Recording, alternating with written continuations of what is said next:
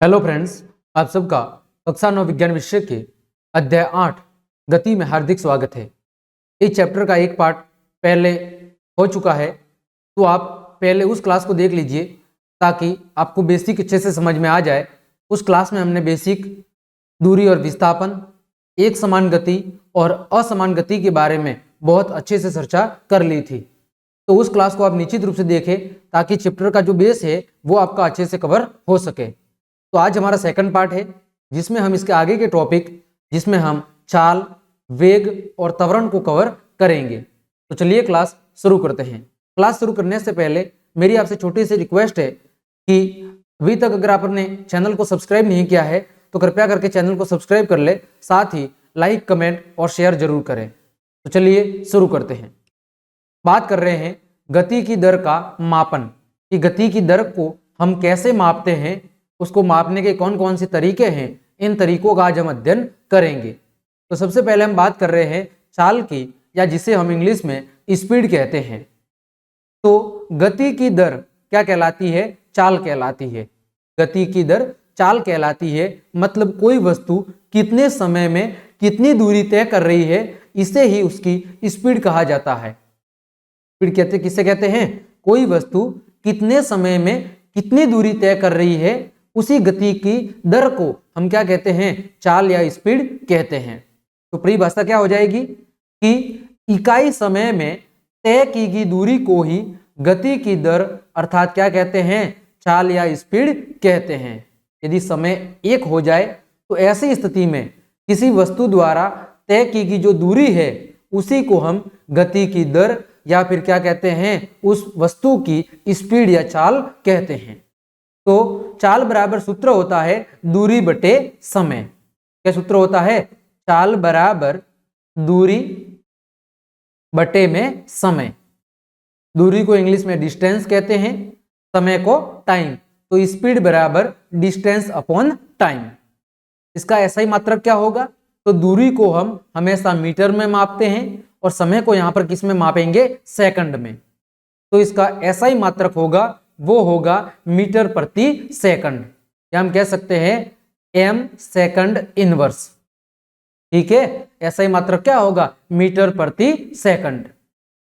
तो गति की दर को मीटर प्रति सेकंड या मीटर सेकंड इनवर्स के द्वारा व्यक्त किया जाता है। यहां पर हम दूरी को मीटर में ले रहे हैं और समय को किस में ले रहे हैं? सेकंड में। आगे बात करें तो चाल एक अदिश राशि है। कैसी राशि है? अदिश।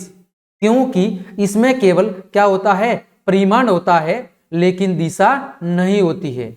मतलब जैसे कोई व्यक्ति कर रहा है कि मैंने 50 किलोमीटर प्रति घंटे की स्पीड से बाइक चलाई थी, तो हमें वहां पर केवल इतना पता चल रहा है कि वो 1 घंटे में 65 किलोमीटर की दूरी तय कर रहा है, लेकिन किस दिशा में कर रहा है वो हमें कोई पता नहीं लग रहा है। तो स्पीड एक प्रकार की अदिश राशि है जिसमें केवल परिमाण या मान होता है, इसमें दिशा का हमें कोई ज्ञान नहीं होता है। ठीक, चलिए उम्मीद करता हूं आपको ये बातें अच्छे से समझ में आई होगी। आगे बढ़ते हैं और आगे बात कर रहे हैं इसी चाल बराबर दूरी बटा समय की। तो चाल बराबर सूत्र है दूरी बटा समय। यहां से अगर हम दूरी ज्ञात करना चाहते हैं तो समय का किसके साथ? चाल के साथ गुणा हो जाएगा। तो सूत्र क्या बन जाएगा? दूरी बराबर चाल गुणा समय। और समय का सूत्र क्या होगा? दूरी बटा चाल। यानी कि एक चाल के सूत्र से हम 3 अन्य सूत्रों का निर्माण कर सकते हैं। चाल से हम दूरी और समय की भी गणना कर सकते हैं। ठीक, आगे बात कर रहे हैं मात्रक की। तो समय को हम हमेशा या तो सेकंड में या मिनट में या फिर घंटे में लेंगे। दूरी को यहाँ पर हम या तो मीटर में मापेंगे या फिर किलोमीटर में। और चाल के 2 मात्रक होते हैं, या तो किलोमीटर प्रति घंटा या फिर मीटर प्रति सेकंड। ठीक है, जब भी हम इस पर आधारित न्यूमेरिकल्स करेंगे वहां पर आपको ध्यान रखना है कि समय को या तो हम सेकंड में, मिनट में या घंटे में क्या करेंगे? इसकी गणना करेंगे। दूरी को हम मीटर या किलोमीटर में, और चाल को हम या तो किलोमीटर प्रति घंटे के रूप में व्यक्त करेंगे या फिर मीटर प्रति सेकंड के रूप में व्यक्त करेंगे। अब देखें यहां पर हमने इकाइयों का रूपांतरण लिखा है कि 1 किलोमीटर प्रति घंटा किसके बराबर होता है? 5/18 मीटर प्रति सेकंड के बराबर होता है। किसके? 5/18 मीटर प्रति सेकंड। कैसे हुआ? देखो, 1 किलोमीटर प्रति घंटा, ठीक है, ये दिया हुआ है। 1 किलोमीटर में कितने मीटर होते हैं? 1000 मीटर। 1 घंटे में देखो सेकंड कितनी होती है, तो 1 घंटे में 60 मिनट होती है, और 1 मिनट में कितनी सेकंड होती है? 60।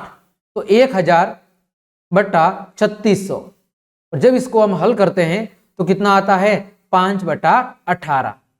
ठीक है, तो 1 किलोमीटर प्रति घंटा बराबर 5/18 मीटर प्रति सेकंड होता है। वही अगर मान मीटर प्रति सेकंड में दिया हुआ है तो 1 मीटर प्रति सेकंड बराबर होता है 18/5 किलोमीटर प्रति घंटा। ठीक, अगर चाल किलोमीटर प्रति घंटा में दी गई है और उसको मील प्रति घंटा में बदलना है तो 1 किलोमीटर प्रति घंटा बराबर 5/8 मील प्रति घंटा होता है। और यदि चाल 1 मील प्रति घंटा में दी गई है तो 22/15 फुट प्रति सेकंड में इसका रूपांतरण होता है। तो आपको मुख्यतः ये 2 इकाई याद रखनी है, ये वाली 1 किलोमीटर प्रति घंटा बराबर 5/18 मीटर प्रति सेकंड, जैसा मैंने ऊपर आपको बता दिया। या फिर अगर चाल मीटर प्रति सेकंड में दी गई है और उसे किलोमीटर प्रति घंटा में बदलना है तो हम 18/5 से उसे क्या करेंगे? गुणा करेंगे। ठीक, चलिए आगे बढ़ते हैं। एक सवाल दिया गया है, एक स्कूटर सवार 45 किलोमीटर घंटा की चाल से 4 मिनट में कितनी दूरी तय करेगा? हमें यहाँ पर क्या दिया हुआ है? एक तो चाल दी हुई है और एक क्या दिया हुआ है? समय दिया हुआ है। हमें ज्ञात क्या करनी है? हमें दूरी ज्ञात करनी है। तो चाल दी हुई है 45 किलोमीटर प्रति घंटा। अब इस चाल को यहाँ पर देखो समय किसमें दिया हुआ है? मिनट में। तो इस चाल की इकाई को भी हमें किसमें बदलना पड़ेगा? मीटर प्रति सेकंड में या मीटर प्रति मिनट में, क्योंकि समय किसमें दिया हुआ है? मिनट में। तो देखो 45 गुणा 1000 किया गया है, क्योंकि 1 किलोमीटर में 1000 मीटर होते हैं, और घंटे को मिनट में बदलने के लिए किससे गुणा किया गया है? 60 से। तो इसको जब हम हल करेंगे तो इसका आंसर आएगा 750 मीटर प्रति मिनट। ये क्या आई है? चाल। और दूरी बराबर क्या सूत्र होता है? चाल गुणा समय। तो समय दिया हुआ है 4 मिनट और चाल आई है 750 मीटर प्रति मिनट। जब इन दोनों का हम गुणा करेंगे तो 4 मिनट में तय की गई जो दूरी है वो कितनी आएगी? 3000 मीटर आएगी। तो आपको यहाँ पर विशेष रूप से इकाई का ध्यान रखना है।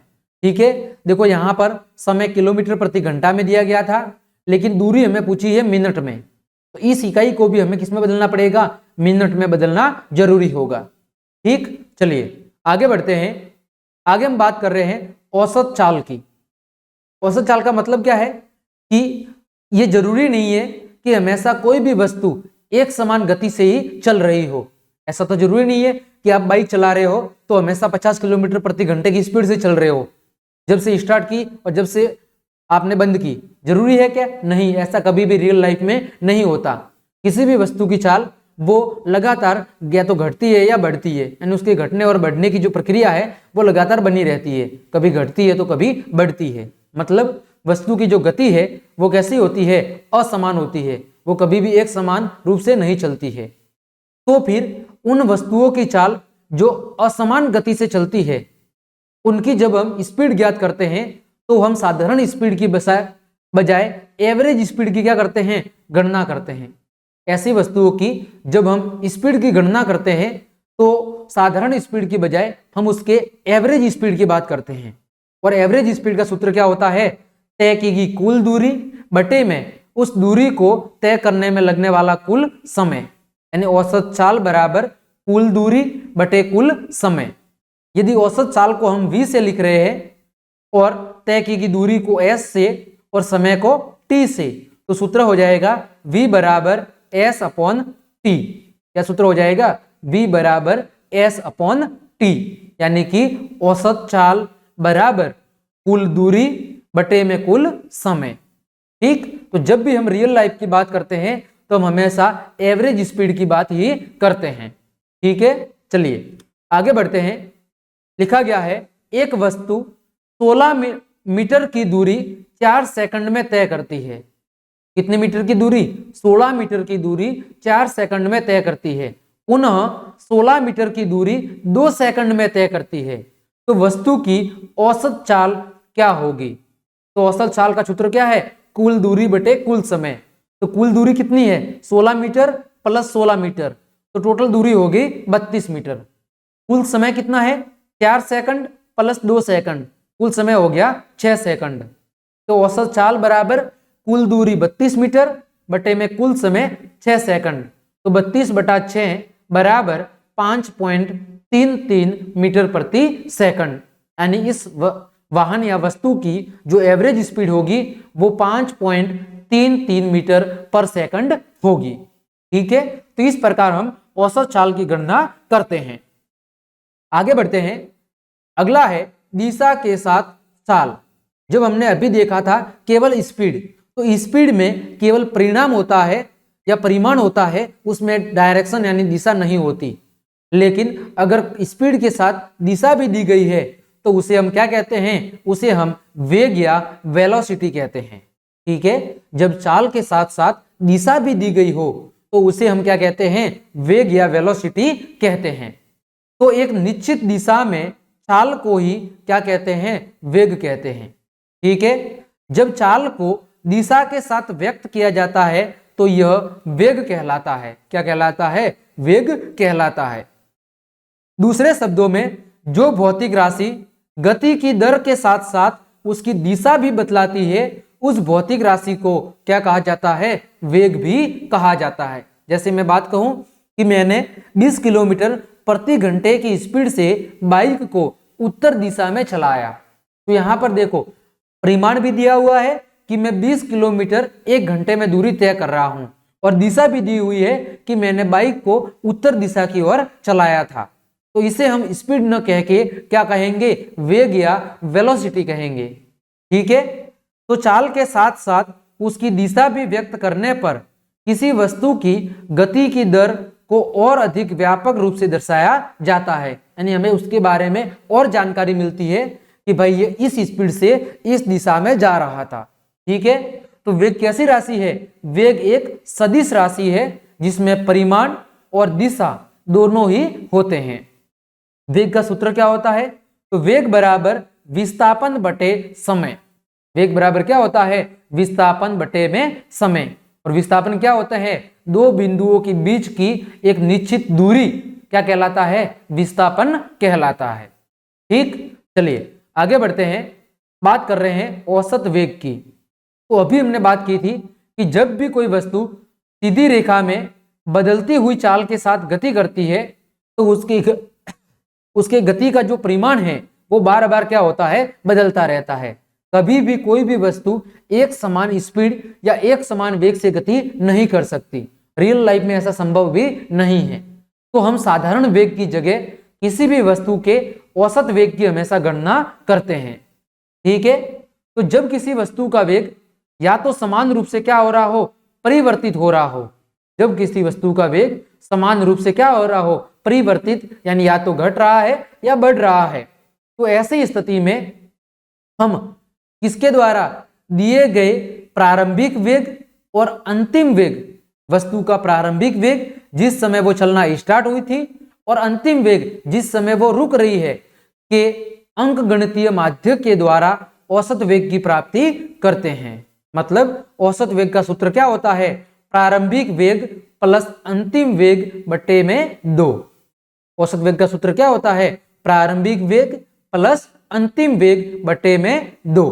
यदि प्रारंभिक वेग को हम u मान ले, ठीक है, प्रारंभिक वेग को u और अंतिम वेग को v मान ले, तो औसत वेग का सूत्र होगा v एवरेज, यानी velocity, average velocity equal to u plus v, प्रारंभिक वेग प्लस अंतिम वेग बटे में 2।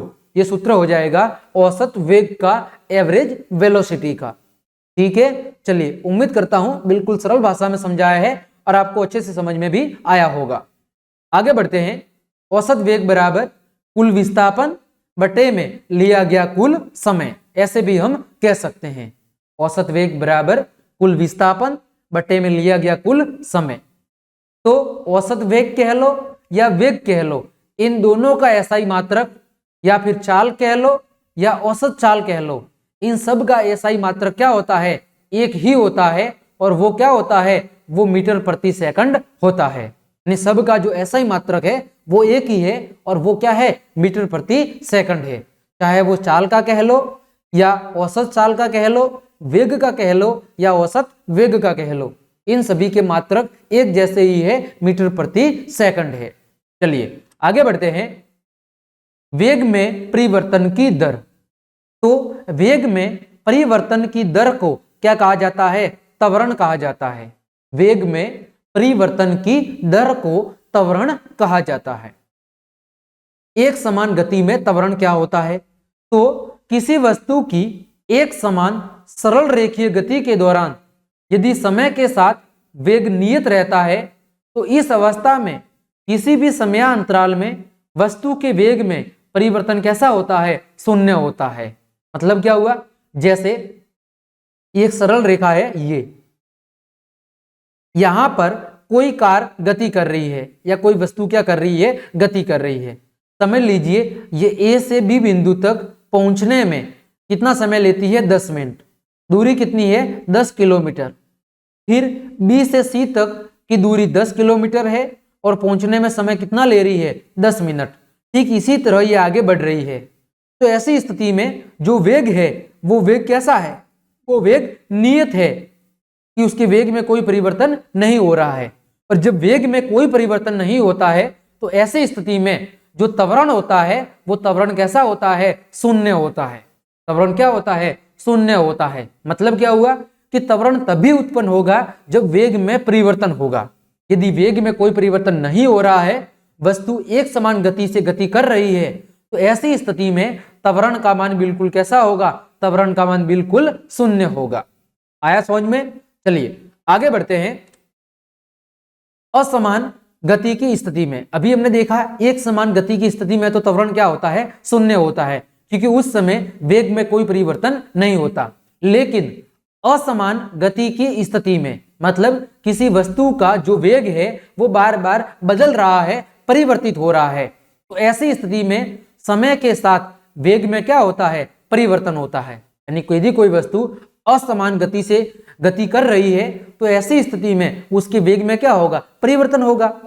और वेग का मान अलग अलग समयों पर क्या होगा, अलग अलग होगा। तो सीधी सी बात है, जैसे हम अपनी रियल लाइफ में देखते हैं, कभी हम बाइक को धीरे चलाते हैं, कभी तेज चलाते हैं, तो वेग में क्या होता है, समय के साथ परिवर्तन होता है। तो ऐसी स्थिति में वेग में जो परिवर्तन है वो शून्य नहीं होता। और जब वेग में परिवर्तन होता है तो ऐसी स्थिति में ही क्या उत्पन्न होता है, त्वरण उत्पन्न होता है। ऐसी स्थिति में क्या उत्पन्न होता है, त्वरण उत्पन्न होता है।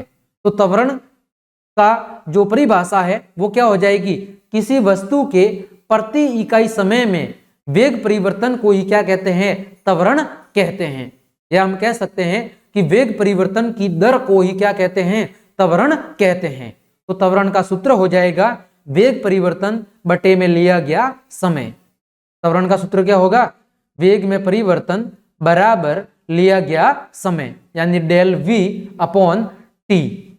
और डेल v का मतलब क्या है कि v1 minus v2 upon T.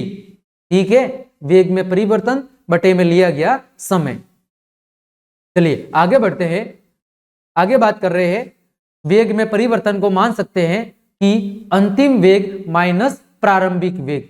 अंतिम वेग को यदि हम v मान रहे हैं और प्रारंभिक वेग को u मान रहे हैं, तो वेग में जो परिवर्तन है वो वेग में परिवर्तन क्या होगा, v माइनस u, यानी अंतिम वेग माइनस प्रारंभिक वेग। अतः त्वरण का सूत्र क्या बनेगा, त्वरण a बराबर v minus u upon T. भाई त्वरण का सूत्र क्या है, वेग परिवर्तन बटा समय। तो वेग परिवर्तन अगर v माइनस u है बटे में समय, तो त्वरण का सूत्र हो जाएगा v minus u upon T. ठीक है, ये आपको ध्यान रखना है। यहाँ पर a का मतलब त्वरण से है जो वेग में परिवर्तन की दर को दर्शाता है। ठीक है, v क्या है, v अंतिम वेग है, u क्या है, u प्रारंभिक वेग है, और t क्या है, t लिया गया समय है। ठीक है, चलिए इस तरह की जो गति है, इस प्रकार की गति को हम क्या कहते हैं, त्वरित गति कहते हैं। तो आपको याद रखना है वेग परिवर्तन की दर को त्वरण कहते हैं। त्वरण का सूत्र होता है वेग परिवर्तन बटे में समय, v minus you upon T. ठीक, चलिए आगे बात करते हैं त्वरण के मात्रक की। तो त्वरण का सूत्र क्या है? वेग परिवर्तन बटे में समय। त्वरण का सूत्र क्या है? a बराबर v del v upon T, यानी वेग बटे में समय। वेग का सूत्र क्या होता है? विस्थापन बटे में समय, और ये समय नीचे वाला जो दिया गया है, तो इस टी का इस टी के साथ गुणा हो जाएगा। सूत्र क्या बनेगा? s upon T square. तो यहां से मात्रक क्या बनेगा? दूरी को हम किस में लिखेंगे? मीटर में, और समय को सेकंड में। तो मीटर प्रति सेकंड स्क्वायर, यानी ms स्क्वायर। मात्रक क्या होगा? ms square. वही मैंने यहां पर लिखा है, त्वरण बराबर वेग परिवर्तन बटे में समय, और वेग मतलब होता है विस्थापन बटे में समय, और बटे में ये वाला समय। ठीक, तो विस्थापन को मापते हैं मीटर में, और समय का समय के साथ गुणा हो जाएगा तो समय स्क्वायर। तो विस्थापन को मीटर में और समय को सेकंड में, तो त्वरण का ऐसा ही मात्रक होगा मीटर प्रति सेकंड स्क्वायर। क्या होगा? मीटर प्रति सेकंड स्क्वायर। ठीक, चलिए अब त्वरण दो प्रकार का होता है, एक धनात्मक त्वरण और एक ऋणात्मक त्वरण, पॉजिटिव एक्सीलरेशन और नेगेटिव एक्सीलरेशन। तो यदि त्वरण वेग की दिशा में हो रहा है तो उसे हम क्या कहेंगे? उसे हम धनात्मक त्वरण कहेंगे। यदि त्वरण कहाँ हो रहा है? वेग की दिशा में हो रहा है, यानी जिस दिशा में वाहन या वस्तु गति कर रही है उसी दिशा में अगर वेग में परिवर्तन हो रहा है तो ऐसी स्थिति में उत्पन्न होने वाला त्वरण कौन सा होगा? धनात्मक। और यदि वेग के विपरीत दिशा में त्वरण उत्पन्न हो रहा है तो इस स्थिति में उत्पन्न त्वरण को हम क्या कहेंगे? ऋणात्मक त्वरण कहेंगे। ठीक, तो त्वरण दो प्रकार का होता है, धनात्मक और ऋणात्मक। यदि त्वरण वेग की दिशा में हो रहा है तो उसे पॉजिटिव एक्सीलरेशन, और यदि त्वरण वेग की विपरीत दिशा में हो रहा है तो उसे नेगेटिव एक्सीलरेशन कहा जाता है। आगे बात कर रहे हैं समान और असमान त्वरण। तो सबसे पहले बात कर रहे हैं एक समान त्वरण की। तो एक समान त्वरण क्या होता है कि जब कोई वस्तु सीधी रेखा में चलती है और उसका वेग यदि समान समयांतराल में समान रूप से या तो घटता है या फिर बढ़ता है। यदि कोई वस्तु एक सीधी रेखा में गति कर रही है और उसका जो वेग है वो समान समयांतराल में या तो समान रूप से बढ़ता है या समान रूप से घटता है, तो ऐसी स्थिति में जो उत्पन्न त्वरण है उसे क्या कहा जाता है? एक समान त्वरण कहा जाता है। मतलब क्या? देखो, जैसे ये एक सरल रेखा है और यहां पर कोई वस्तु गति कर रही है। मान लीजिए ए से लेकर बी तक किसी वस्तु की जो स्पीड थी या उसका वेग था वो कितना था? वो समझ लीजिए 10 किलोमीटर प्रति घंटा था। ठीक है, अगले इस बी से सी तक पहुंचने में उसका वेग बढ़ गया 20 किलोमीटर प्रति घंटा। बी सी से डी पहुंचने में उसका वेग हो गया 30 किलोमीटर प्रति घंटा। तो यहां पर देखो वेग समान रूप से बढ़ रहा है, कितने में? +10 की वृद्धि हो रही है ना? +10 की वृद्धि हो रही है, यानी वेग में जो परिवर्तन हो रहा है वो समान रूप से बढ़ रहा है। तो यदि कोई वस्तु सीधी रेखा में चल रही है और उसका वेग या तो समान रूप से बढ़ रहा है या समान रूप से घट रहा है, तो ऐसी स्थिति में जो उत्पन्न त्वरण होगा उसे क्या कहेंगे? एक समान त्वरण कहेंगे। इसका उदाहरण क्या है? जब कोई वस्तु स्वतंत्र रूप से ऊपर से नीचे की ओर गिर रही होती है तो ऐसी स्थिति में उत्पन्न जो त्वरण है वो एक समान त्वरित गति का उदाहरण है। यदि कोई वस्तु स्वतंत्र रूप से ऊपर से नीचे की ओर गिर रही है तो ऐसी स्थिति में जो उत्पन्न त्वरण है उसे एक समान त्वरण कहा जाता है। ठीक, चलिए आगे बढ़ते हैं असमान त्वरण। सीधी सी बात है, यदि किसी वस्तु का जो वेग है वो असमान रूप से क्या कर रहा है? बदल रहा है। मतलब जैसे वस्तु गति कर रही है तो कोई बंदा पहले बाइक समझ लीजिए ए से बी तक 20 किलोमीटर प्रति घंटे की स्पीड से चला रहा था, फिर ट्रैफिक आ गया तो स्पीड कम हो गई 10 किलोमीटर प्रति घंटा, फिर से इस ट्रैफिक हट गया तो फिर से इसने स्पीड बढ़ा ली 30 किलोमीटर प्रति घंटा। तो वेग में जो परिवर्तन है वो क्या हो रहा है? असमान रूप से हो रहा है, कोई फिक्स नहीं है कब वेग में वृद्धि हो रही है कब कमी हो रही है, यानी वेग में जो परिवर्तन है वो असमान रूप से हो रहा है। तो ऐसी स्थिति में जो उत्पन्न त्वरण है उसे हम क्या कहेंगे? असमान त्वरण कहेंगे। जैसे हमारे रियल लाइफ में हम जो भी अपने आसपास उदाहरण देख रहे हैं जैसे हम बाइक चला रहे हैं, साइकिल चला रहे हैं, कार चला रहे हैं, तो इन सभी में जो त्वरण उत्पन्न होता है वो असमान त्वरण ही उत्पन्न होता है, क्योंकि हमारी जो स्पीड है वो कभी भी फिक्स नहीं होती, या तो बढ़ती है या घटती है, बढ़ती घटती, ऐसा क्रम लगातार चलता रहता है। तो ऐसी स्थिति में उत्पन्न त्वरण को असमान त्वरण कहा जाता है। ठीक है, चलिए तो आज की क्लास को हम यहीं पे विराम देते हैं। आज की क्लास में हमने स्पीड, वेलोसिटी और एक्सीलरेशन इन तीनों की अच्छे से चर्चा कर ली है।